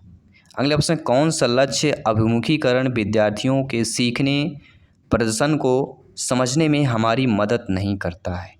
देखिए, शिक्षण के लक्ष्य जो होते हैं ये मदद करते हैं, काम के लक्ष्य मदद करते हैं, काम से बचना या वर्क एडाइशन ये भी मदद कर सकते हैं, लेकिन व्यवहार जो लक्ष्य होता है, बिहेवियर जो गोल्स होते हैं, यह अभिमुखीकरण जो विद्यार्थी होते हैं, बालक बालिकाएं होते हैं, उनके सीखने के प्रदर्शन को समझने में मदद हमारी नहीं होती इससे। अगला, अभिप्रेरणा के लिए मानवतावादी दृष्टिकोण किसके अस्तित्व में आया है, कब आया है? तो 1940 के दशक में आया है। अभिप्रेरणा के मानवतावादी की बात कर रहे हैं। अगला, अभिप्रेरण के निम्नलिखित में से कौन सा दृष्टिकोण बाह्य अभिप्रेरण को अपने स्रोत के रूप में उपयोग करता है? वह है व्यवहारिक दृष्टिकोण। First option is the right answer. अगला प्रश्न है, जॉन डीवी के अनुसार निम्नलिखित में से कौन सा जो है समस्या समाधान का चरण नहीं है। तो जॉन डीवी के अकॉर्डिंग समस्या की पहचान करना, समस्या का विश्लेषण करना, संभावित समाधान का सुझाव होता है। लेकिन जॉन डीवी के अनुसार आपका अवॉइडिंग द प्रॉब्लम मतलब समस्या से बचना, यह जॉन डीवी के अनुसार समस्या समाधान का चरण नहीं है। भाई समस्या से बच जाएंगे तो इससे मतलब नहीं ना कि समस्या का समाधान हो जाएगा, आपको सामना करना पड़ेगा, क्योंकि वो समस्या ज्यों का त्यों बनी रहेगी। अगला, स्कूल छोड़ने की उच्च दर से व्यवहार विकार वाले बच्चे की उपलब्धि का कौन सा क्षेत्र प्रभावित होता है। तो मानसिक, सामाजिक, आपराधिकता, ये तीनों नहीं होगा, क्योंकि स्कूल छोड़ने की उच्च दर तो वह होती शैक्षणिक उपलब्धि। इसके बाद अगला प्रश्न बहुत ही अच्छा प्रश्न दिया गया कि किशोर अपराध को रोकथाम के लिए संयुक्त राष्ट्र दिशा निर्देश को किस वर्ष में महासभा के प्रस्ताव द्वारा अपनाया और घोषित किया गया। अब है दोस्तों 1990। अगला प्रश्न और भी इंटरेस्ट बनाता है, क्यों इंटरेस्ट होता है ये जान लेते हैं। प्रश्न दिया गया है कि समावेशी शिक्षा प्रणाली में शिक्षकों के पास निम्नलिखित में से कौन सा कौशल होना चाहिए। समावेशी शिक्षा प्रणाली में बच्चों की विभिन्न आवश्यकताओं की पहचान, कक्षा में विविधता का ध्यान या सही कोड अब आपको चुनना है। देखिए दोस्तों, अगर समावेशी शिक्षा प्रणाली में शिक्षकों की कौशल की बात करें तो बच्चों की विभिन्न आवश्यकताओं की पहचान करने की भी होनी चाहिए, कक्षा में विविधता का ध्यान रखने की भी होनी चाहिए। दोनों चीज़ें इंपॉर्टेंट है। अगला प्रश्न है कि निम्नलिखित में से क्या विशेष आवश्यकता की परिभाषा में शामिल होगा। विशेष आवश्यकता की बात कर रहे हैं,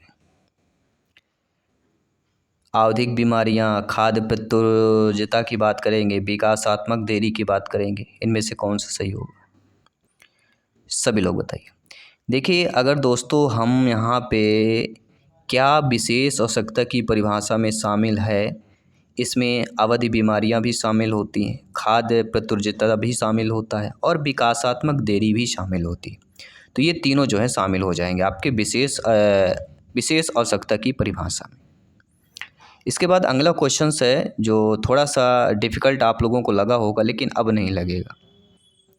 वंशानुगत मोतियाबिंद किसके कारण होता है। वंशानुगत मतलब हमारे परंपरा चली आ रही, वंशानुगत माता पिता, दादी बब्बा, कोई फैमिली परिवार में कोई मोतियाबिंद होगा तो लगातार वंशज में आता रहा, वंशानुगत यही बोला जाता है। तो किसके कारण होता है। गर्भावस्था के दौरान कुछ असमानताएं आ जाए, इसके कारण भी होता है, और वंशानुक्रम, इन दोनों के कारण मोतियाबिंद होता है।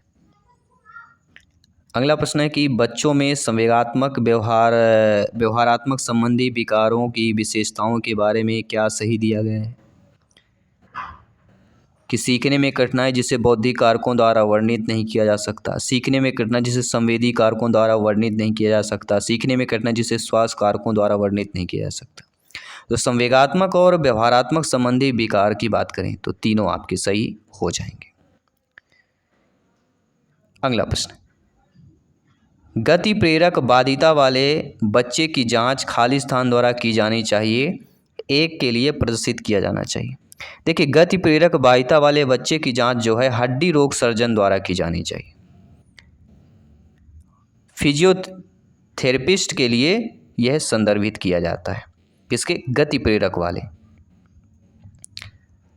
अगला है कि सीखने की अक्षमता वाले बच्चों के बारे में कौन सा कथन सत्य नहीं है। कि मस्तिष्क के भाषा छेद की शिथिलता कारण उन्हें कठिनाइयों का सामना करना पड़ता है, वे औसत शिक्षार्थी होते हैं, उपयुक्त शैक्षणिक और पारिवारिक वातावरण के अभाव में ऐसी कठिनाइयाँ उत्पन्न होती है। ऐसा नहीं, सीखने में क्षमता वाले में ऐसा नहीं होगा कि जो उपयुक्त शैक्षणिक और पारिवारिक वातावरण है उससे ये कठिनाइयाँ होती हैं, ऐसा नहीं। मस्तिष्क के भाषा में शिथिलता और अन्य कठिनाइयाँ आ जाती हैं, सामना करना पड़ता है। इसके बाद अगला है कि निम्नलिखित में से कौन आनुवांशिकता का नियम नहीं है। देखिए, अलगाव कानून ये आनुवांशिकता का नियम हो जाएगा, स्वतंत्र वर्गीकरण का कानून ये आनुवांशिकता का नियम हो जाएगा, लेकिन आश्रित वर्गीकरण का नियम ये आनुवांशिकता का नियम नहीं है, लेकिन प्रभुत्व का कानून ये भी आनुवांशिकता का रूल हो जाएगा, नियम हो जाएगा। बौद्धिक तर्क तथा समस्या समाधान में एक व्यक्ति निम्नलिखित में से कौन से उपागम का उपयोग करता है। मनोमितिक इसका नहीं करता, बुद्धि संरचना नहीं करता, सूचना प्रकरण उपागम। जी हाँ, बौद्धिक तर्क, क्योंकि तर्क समस्या की बात हो रही है यहाँ पे। बौद्धिक तर्क समस्या समाधान में एक व्यक्ति जो है सूचना प्रकरण उपागम का उपयोग करता है, इंफॉर्मेशन प्रोसेसिंग अप्रोच। अगला प्रश्न दोस्तों स्क्रीन पर दिया गया कि हमारे जीवन में घटनाओं को निर्धारित करने वाले कारणों पर हम जो विश्वास करते हैं उसकी डिग्री और स्थान के रूप में सबसे अच्छी तरह से समझ सकता है। किसके अकॉर्डिंग? नियंत्रण स्थान क्या है, यहाँ पे क्या दिया गया है, नियंत्रण स्थान क्या है। तो नियंत्रण स्थान वह होता है जो हमारे जीवन में घटनाओं को निर्धारित करने वाले कारणों पर हम जो विश्वास करते हैं उसकी डिग्री और स्थान के रूप में सबसे अच्छी तरह से समझा जा सकता है। आइए बात करते हैं दोस्तों अगले प्रश्न की कि पदानुक्रमिक पिरामिड निम्नता का कौन से स्तर है। कई बार मैं प्रश्न आपको बताया था पदानुक्रमिक पिरामिड के बारे में, और यह कहलाता क्रियात्मक आवश्यकता। जी हाँ, पदानुक्रमिक पिरामिड जो है निम्नतम स्तर कौन होता है, क्रियात्मक आवश्यकता होती है। इसके बाद अगला है कि अभिप्रेरण के सामाजिक सांस्कृतिक दृष्टिकोण में कौन सा अभिप्रेरण का स्रोत होता है। इसमें आंतरिक स्रोत होता है। अगला प्रश्न दिया गया कि नवीनतम शोध साबित करते हैं कि हिप्पोकैम्पस मस्तिष्क के टेम्पोरल लोब में एक छोटा अंग यह निर्धारित कर सकता है कि लड़कों और लड़कियों के बीच सीखने में हिप्पोकैम्पस सीखने की पहलू से संबंधित है। और यह पहलू से संबंधित कौन सा हो जाएगा, जो कि टफ क्वेश्चन कह सकते हैं, यह होगा स्मृति, मेमोरी संबंधित होगा। किस होगा, क्योंकि यहाँ पे दिया गया नवीनतम शोध साबित करते में हिप्पोकैम्पस मस्तिष्क के टेम्पोरल लोब में एक छोटा अंग होता है, उसे स्मृति मेमोरी कहा जाता है। अगला प्रश्न देखिएगा, शिक्षा को प्रभावित करने वाले कारकों में एक महत्वपूर्ण भूमिका निभाते हुए इनमें से किसमें शिक्षक और छात्र के बीच संवाद नहीं होता है। शिक्षण में संवाद होता है लेकिन निर्देशन में संवाद नहीं होगा। ट्यूशन में हो सकता है लेकिन निर्देशन में संवाद जो है नहीं होता है। अगला, यदि किसी स्कूल में लिंग अभिन्नत पाठचर्या है तो इससे क्या होगा, यह भेदभाव होगा, क्योंकि जहाँ पे लिंग की बात होगी, लिंग पक्षपात की बात होगी, भेदभाव हो जाएगा। अगला प्रश्न देखिएगा, इनमें से कौन जो है ICDS स्कीम का उद्देश्य नहीं है। 0 से 6 वर्ष आयु समूह के बच्चों को पोषण, स्वास्थ्य स्तर संबंधी सुधार करना, यह तो उद्देश्य है। बच्चों के समुचित मनोवैज्ञानिक, शारीरिक और सामाजिक विकास का आधार निर्मित करना, मरणशीलता, मृत्युदर, कुपोषण, स्कूल छोड़ने की दरों में कमी। तो कह सकते हैं दिए गए सभी विकल्प जो उद्देश्य नहीं होगा। क्यों नहीं होगा, क्योंकि यहाँ पे 0 से 6 वाले समूह पोषण केवल दिया गया है, जबकि ICDS का स्कीम अलग ही है और इसको ज़रूर पढ़ लीजिएगा क्योंकि ये कई बार पूछा जाता है, रिपीट होता है। ठीक है, तो ये रहे आपके CDP के क्वेश्चन हमने किया, मैथ के क्वेश्चन किया हमने, हिंदी के क्वेश्चन किया हमने, EVS के क्वेश्चन किए। अब आपका जो सब्जेक्ट बचता है वह कौन सा सब्जेक्ट बचता है, सभी लोग बताइए। अब EVS संस्कृत की बारी आती है। ठीक है, तो आप लोग जो है EVS संस्कृत में EVS संस्कृत का क्वेश्चंस कर लेते हैं थोड़ा सा। सभी लोग तैयार रहिएगा क्योंकि यहाँ पे एक एक क्वेश्चन दोस्तों इम्पोर्टेंट है आपके।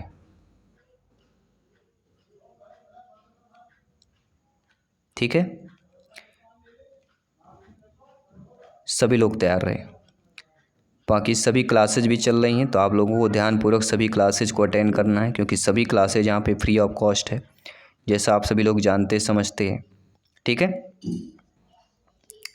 तो आइए संस्कृत के क्वेश्चंस कर लेते हैं। क्या आप सभी लोग तैयार हैं? जी हाँ दोस्तों, एक बार दिल से सभी लोग लाइक शेयर कर दीजिए, फीडबैक कर दीजिए। और ये रहे आपके संस्कृत के क्वेश्चंस जो आपके पेपर और एग्ज़ाम में पूछे गए थे। पहले हम उस गद्यांश को पढ़ लेते हैं जो आया हुआ था। बाल्यकालादरभ्य विविध प्रकाराणां ज्ञानानां समार्जनम् अस्माभिः क्रियते। ये आपका जो है गद्यांश पूछा गया था। अगर आपको माइंड की मेमोरी में कुछ चीज़ें अगर याद हों तो, बाल्यकालादारभ्य केषां समार्जनम् अस्माभिः क्रियते, तो ज्ञानानां हमने अभी पढ़ा। पहले ही शब्द का लाइन पहले ही आंसर दिया गया है तो कहीं खोजने की आवश्यकता भी ज़्यादा नहीं पड़ी इसमें। ठीक है, फिर अगला प्रश्न है कि बालका नाम द्वितीय गृहम कह भवति, तो यहाँ पे विद्यालय हो जाएगा। बालकों को द्वितीय घर या गृह कौन होता है, वो होता है विद्यालय। ठीक है, पहला तो ठीक है घर होता है लेकिन दूसरा, पहला तो परिवार फैमिली होगा, दूसरा विद्यालय होता है। अगला यहाँ पे पूछा गया कस्य शब्दस्य अंधकार है, कौन से शब्द में अंधकार का इत्यर्थ होगा? वह होगा गु। बी ऑप्शन इधर राइट आंसर, इसको सही माना गया है। अगला प्रश्न है तेषां प्रवृत्तैः है भाषण रीतैः है चा ते निरीक्षन्ते के। तेषां प्रवृत्तैः, किस प्रवृत्ति में, भाषा की रीत में और इसमें निरीक्षण होता है, वह प्रवृत्ति कहलाती है निरीक्षण के मतलब कौन करता है, तो वह होता है बालकाय। तेषां प्रवृत्तैः भाषा रीतैः चा निरीक्षन्ते बालकाय। अगला प्रश्न यहाँ पे दिया गया है कि छादयति दोषाम इतरते का व्यवहार है, तो छात्र ही है। किसमें दिया गया? आपके इस गद्यांश पर ही दिया गया है, कहीं और से आपका प्रश्न नहीं लिया गया। इस गद्यांश से ही प्रश्न लिए गए थे और इस गद्यांश से ही प्रश्न पूछे जाते हैं। अगला प्रश्न, समम शब्द योगे का विभक्ति। समम शब्द योगी, तो समम क्या हो जाएगा? ममम, यानी तृतीय आ जाएगा। मामम, श्यामम, कानन। अगला प्रश्न, बालकैः के बह्य उत्तम आदर्श प्रवर्तनानि दर्शनीयनि। बालकों के कौन से जो है उत्तर मार्ग दर्शन प्रवर्तन में दर्शन की बात करेंगे, वह होगा मात पिता गुरुजनभ्य। उत्तम मार्गदर्शन की बात हो रही, तो माता पिता गुरुजन के द्वारा जो है बालक जो है उत्तम मार्गदर्शन को जो है प्राप्त करता है। इसके बाद अगला प्रश्न यहाँ पे दिया गया है कि गुरुवैः मात्र पितृ तुल्याः भूत्वाय कथम विद्या प्रदत्ते। गुरु जो होते हैं माता पिता के तुल्य होते हैं, किस कथन में इस विद्या का जो प्रवृत्ति दी गई है, वह कहलाइए स्नेहपूर्वम। स्नेहपूर्वम की बात हो रही। अगला जो पद्यांश दिया गया है कि लज्जा स्नेहम स्वर मधुरताम बुद्धियो यौन श्री है कांता संग स्वजन ममता दुख हरे विलसाय धर्म शास्त्रम सुरगुमति शौचमाचरिताय पूर्णे सर्वे जठर पिठरे प्राणिनाम संभवन्ति। ये आपका दिया गया, इससे प्रश्न क्या पूछा गया था? लज्जा स्नेह इत्यादि कदा संभवति। लज्जा स्नेह को हम क्या कब संभव हो सकता है? मनुष्यम जठर पिठरस्य पूर्ण ही। अगला जो है यहाँ पे प्रश्न आपके देख सकते हैं, यहाँ पे दिया गया ना पूर्णे सर्वे जठर पिठरे प्राणी नाम संभवति, तो लज्जा इत्यस्य कब हो जाएगा? जठर पिठरे प्राणी नाम। अगला जो प्रश्न यहाँ पे पूछा गया था संस्कृत में कि लज्जा इत्यस्य पर्याय, लज्जा का पर्याय क्या होगा? ही। लज्जा का पर्याय शब्द क्या हो जाएगा? ही हो जाएगा। अगला प्रश्न है कांता संघ इत्रत्य का समासय प्रत्यय, तो कांता संघ में कौन सा समास होगा? खष्टी तत्पुरुष समास हो जाएगा, हो जाएगा खष्टी तत्पुरुष समासय भवति। अगला है जठर पिठरे इति शब्दस्य को अर्थ, तो जठर पिठरे का अर्थ होता है उदरम। क्या हो जाएगा? उदरम होता है, जठर पिठरे का अर्थ होता है। अगला है ममता शब्दस्य को अर्थ है, ममता का अर्थ होता है स्नेह। ये तो सभी लोग जान लेंगे, ठीक है, चीज़ें देखते आ रहे हैं, समझते आ रहे हैं। अस्मिन श्लोके क्रियापदम किम, तो इसमें क्रियापद हो जाएगा संभवंती। इसमें देखेंगे इस श्लोक में जो है संभवंती जो है यहाँ पे क्रियापद हो जाएगा। इसके बाद जो अगला प्रश्न पूछा गया कि धर्मशास्त्रे किम हुआ, तो धर्मशास्त्रे में इसमें क्या हो जाएगा? शौचमाचार्य चिंता। अब अगला जो प्रश्न देख लेते हैं, क्या प्रश्न पूछा गया है और आप लोगों का फीडबैक भी जान लेते हैं कि माला कारई है आनियत एतत् माला शब्दस्य समुचित पदम किम। माला कारई आनियत, तो माला कार है, माला है आनियति हो जाएगा। माला शब्द में समुचित उपयुक्त पद को पहचान करके बताना था।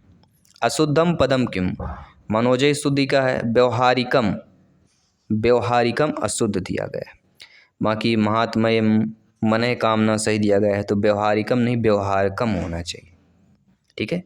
अगला जो प्रश्न यहाँ पे पूछा गया कि सीता फलानी आन्यति, रिक्त स्थान का समुचित, सीता फलानी आन्यति, तो सीता जो है आपड़ात फलयान, क्या हो जाएगा? आपड़ात फलयान। अगला कस्मिन पदे योग पद्यार्थे अव्ययीभाव समासई, तो अव्ययीभाव मतलब सचक्रम। इसके बाद अगला कि स्वांग कतिविधम स्मृतम, तो त्रिविधम हो जाएगा। स्वांग कौन सा होगा? त्रिविधम की बात हो रही है। अशुद्धम वाक्यम, तो एवं पुस्तकम पद से शुद्ध हो जाएगा, ये अशुद्ध हो जाएगा। ठीक है, अशुद्ध दिया गया। शुद्ध क्या है? मम भ्राता आगता है, त्रिस्तः सुंदरैः छात्रा है, सा इमाम स्त्रीम अपश्यते। तो इमम पुस्तकम पश्य, ये गलत हो जाएगा। प्रत्याहार विधायकम सूत्रम किम, प्रत्याहार का विधायक सूत्र क्या होता है? तो आदिरंतेन सहिता हो जाएगा। अगला प्रश्न पूछा गया था कि पृष्ठतव्यत इत्यनयोः मेलनेन किम रूपम। तो पृष्ठतव्यत को अगर मिला देते हैं तो पृष्ठबिंब बन जाता है। ठीक है, अगला प्रश्न देख लेते हैं क्या पूछा गया है। अगला प्रश्न, छात्रेषु श्रवणस्य प्रवृत्तैः उत्पादनाय दूरस्थ स्थाने विद्यमानैः शैक्षिक गतिविधि अस्ति। छात्रों के श्रवण प्रवृत्ति में, उत्पादन में दूर स्थान विद्यमान शैक्षिक गतिविधि कौन सी हो जाएगी? वह होगी आकाशवाणी। दूर विद्यमान मतलब दूर से क्या हो सकता है? आकाशवाणी हो सकती है, वो भी श्रव्य दिया गया था। पाठ पुस्तक के अंत आभासय भवेत यस्मिन्, पाठ पुस्तक के अंत में जो अभ्यास होता है वह किसके क्यों होता है? ताकि भाषा या सूक्ष्मता सौंदर्यस्य च उद्घाटनम भवेत। अगला प्रश्न है कि क्षेत्र भाषायाः प्रभाविते राज्ये विद्यालयी कक्षासु भाषा शिक्षणास आवश्यकतम अस्ति। क्षेत्रीय भाषा प्रभावित में राज्य की जो विद्यालयी कक्षा में भाषा के शिक्षण की अति आवश्यक क्यों होती है? क्योंकि छात्रवय भाषा लेखन कौशलस्य कृते अधिकाधिक अवसर प्रदानम, छात्रों में भाषा लेखन कौशल का जो है अधिकाधिक अवसर प्रदान करना चाहिए। अगला प्रश्न यहाँ पे क्या पूछा गया था आप लोगों से कि निम्नलिखित लेखन कौशलस्य सोपानानि सन्ति, लेखन कौशल का सोपान है। अत्र किम सोपानिम लुप्तम अस्ति, इसमें से एक लुप्त बताना है। संकलम, रूपरेखा, संपादनम, पुनरावृत्ति, और एक लुप्त है वर्गीकरणम। बाकी सारे दिए गए। फिर देख लेते हैं अगला प्रश्न क्या पूछा गया था कि अष्टम कक्षा एके अध्यापिका एकस्य गद्य पठस्य विभाजनम चतुर्भुज भागेषु कृता प्रत्येकम छात्रकम एक भागम पृच्छते। यानी 8वीं की कक्षा में एक अध्यापक ने क्या किया? एक पाठ को विभाजन कर दिया 4 भाग में और छात्रों में बांट दिया गया कि आपको चीज़ें करना है। तो ऐसा क्या होगा? वाचन श्रवण लेखन कौशल को जो है बढ़ावा देना हो जाएगा, बच्चों में सिखाने की बात हो रही है। अगला के वाचन प्रक्रियायाम नूतम अपरिचित शब्दस्य अर्थम ज्ञातुम प्रथमम किम कर्तव्यम। वाचन प्रक्रिया के जो नूतन नए अपरिचित जो शब्द होते हैं इनके अर्थ ज्ञान में प्रथम कर्तव्य क्या होता है कि संपूर्ण संदर्भ परिशील समय अर्थम ज्ञातुम प्रयास है। संपूर्ण संदर्भ में जो परिशील समय अर्थ होता है स्वयं जो है ज्ञात करने का प्रयास करना चाहिए। और संस्कृत का 30वां प्रश्न क्या पूछा गया था कि शिक्षकाय छात्रे वै कश्चित घटनायाः विवरणम कर्तुम निर्दिश्यात यस्याम ते आनंद प्राप्त उत्साह अथवा आश्चर्य कदा घटिता इत्यावधि। तो छात्राणाम स्मृति वर्धाएं। अगर शिक्षिका जो है छात्रों में कश्चित घटना विवरण, कोई भी घटना अगर विवरण कर रहे हैं, निर्देशन दे रहे हैं, तो इसका क्या होता है? इसमें क्या छात्रों में स्मृति वर्धन का क्या है विकास होगा, क्योंकि बच्चे सोचेंगे कि कैसे क्या हुई घटना, क्यों हुआ, ऐसी चीज़ें नहीं होना चाहिए, ऐसा होना चाहिए। तो स्मृति का वर्धन होगा, यानी स्मृति का उनका विकास होगा, स्मृति की क्षमता का विकास होगा। तो ये आपका 16 मार्च का फर्स्ट शिफ्ट का सवाल पेपर था। तो आई होप सभी लोग अच्छे तरीके से आपने समझा। आगे के पेपर भी आप लोग अगर प्राप्त करना चाहते हैं, सॉल्व करना चाहते हो, कमेंट बॉक्स में अवश्य बताइएगा। तो बाकी सभी पेपर सॉल्व करेंगे, बाकी क्लासेस भी चल रही हैं, इनको भी ज्वाइन करना है। तो जय